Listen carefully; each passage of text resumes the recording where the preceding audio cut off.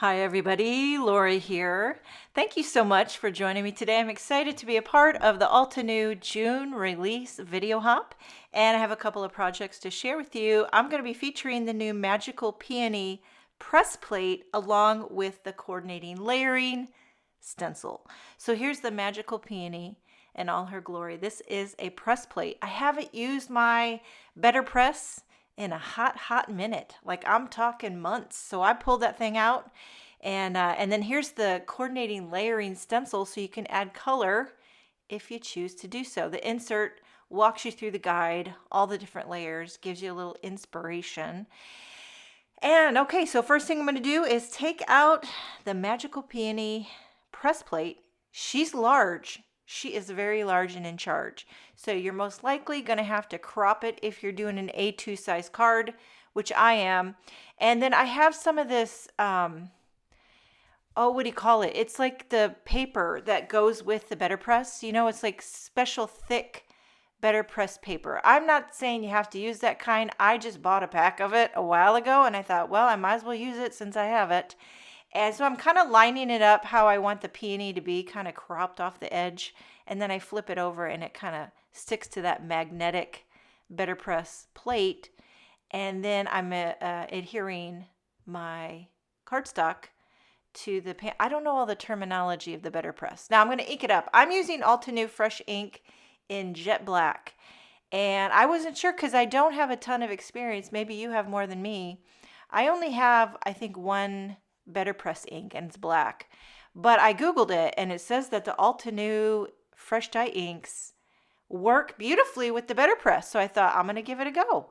So I'm trying it out with the black ink, and then I'm lining up this plate. I'm going to run this through my Spellbinders Platinum, and it worked like a charm. I have so much better luck, although I will say this, I've only done it a handful of times, but I find the Better Press to be a lot more user-friendly than foiling. Sometimes foiling can drive me crazy, but this one turned out gorgeous. Now I'm going to use the coordinating layering stencil. There are 4, and I'm starting with number 1. I don't think it really matters if you go in order. And then I pulled out a few inks, just willy-nilly, doing some red tones. Just, you could really get a lot of different looks depending on the color combinations that you choose to use. Here I have coral red, and I'm also going to be using some of these Altenew little mini blender brushes. They are dynamite. I love them. The problem is I need more. That's always the problem, And then I actually have one of those storage containers for these brushes. Have you seen that Altenew has these storage containers perfectly for these little mini brushes? And so what better reason than to buy, how many does it hold? Like 50, 30? I'm not sure, but I think I only have about 4 of these blender brushes. I need more. Okay, moving on. Coral red. It's a hot, happy red, and I am kind of coming in hot and then blending it out, and it gives you that bit of gradient love that I just adore. Okay, stencil number 2. It's very easy to line up. And now here I'm using Tangerine Dream. This is one of the Amy Tangerine colors, and it is a very poppin' orange. And I thought it was fun to just, I don't know.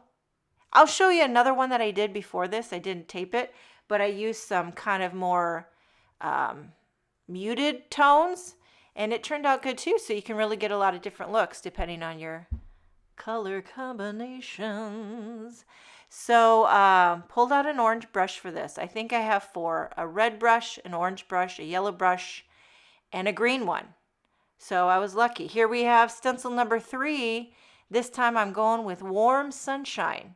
And now this was really great. I love how this looks, but I felt like it might have been too stark of a difference.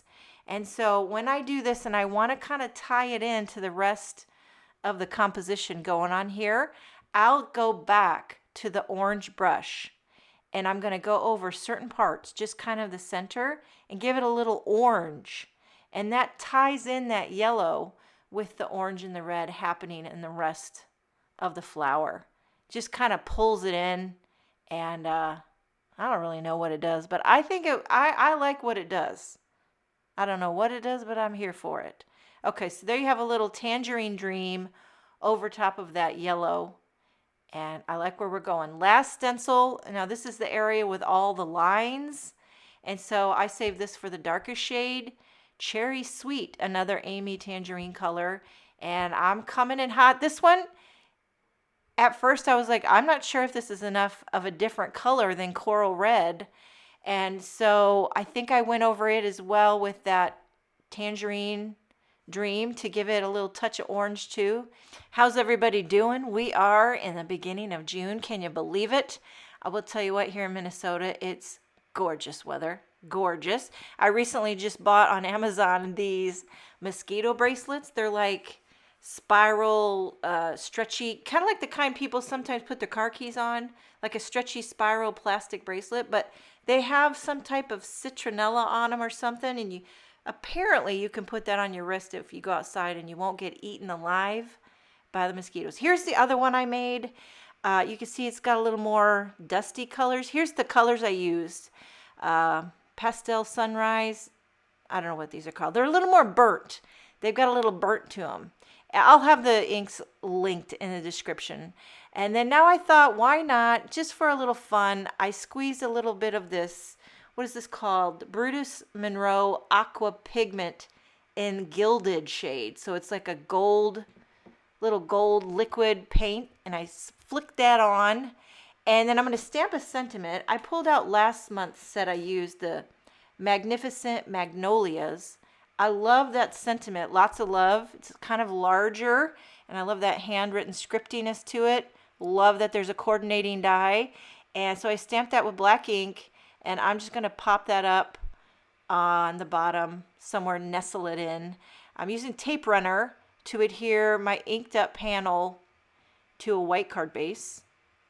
You could crop this down if you want to have a little margin. Pop it up with a little foam tape.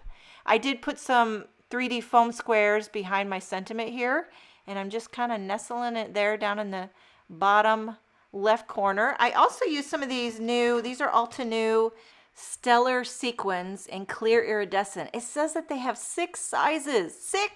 Six sizes of sequins. I scattered them here and there on the card. Love a clear sequin. It's my go-to. These are clear iridescent. I'll have them linked. Love them. I'm going to do one more card because I wanted to try a monochromatic vibe. The first one was very in-your-face, warm tones, and now I wanted to do a cool, just muted monochromatic. So I have this kind of teal cardstock, and I'm using Teal Cave, I believe is the name of the color. I'm inking up that magical Peony press plate with the Teal Cave. So I'm kind of stamping teal on teal. I even thought about inking this up with a white pigment ink. Has anybody tried the Better Press with white pigment ink on a dark solid color cardstock? I'm thinking that would be a fun thing to try here, but I'm doing tone on tone. Okay, once I got this inked up, put the cardstock on top, run it through my Spellbinders machine. So the kids are at home from school. They have never been happier. Charlie is so happy. He's been working at the local ice rink here. It's like 3 minutes from our house. He drives the Zamboni. He's living his best hockey rink life. He plays hockey, and so he's loving working at a hockey rink. So look how that turned out. Teal ink on teal cardstock. I did crop it down just a smidge, and it gives it a nice thin, very minimal white border around this A2 white card base. See how it's a very thin white border? I love that look. Now for a sentiment, I pulled out an oldie. This is the Many Thanks. It's an older stamp set, but I'll tell you what, you would not believe how many times I have used this. It's got all the thank you sentiments in a million different fonts, because you always have different font needs. And I went real clean and simple here, embossing it in white onto black cardstock. And I'll heat that with a heat gun. And I'm going to use my little mini guillotine trimmer to trim it out into a little sentiment strip. So yeah, Charlie's working. Emma is training here. She's in the last week. She made it to state with her track. She's in 2 relays, a 4x800 and a 4x400. The girl runs like a deer. And I got to say, she got that from her dad. she she got that from her dad, but she got some things from me too. She's got a little graphic eye to her. She's got an eye. Today I took her to Target, and she wants to decorate her room. She wants to get shelves and plants and frames and candles and little dishes to put her jewelry in. And she's growing up. She's turning 15 in July. Can you believe it? Okay, so there's the two cards. The left one, clean and pristine. The right one, va va va voom. Which one do you like better? Let me know in the comments. Make sure and check out in the description the rest of the video hop and leave comments for your chance to win. Thank you so much for joining me today. Have a wonderful day, and I will see you next time.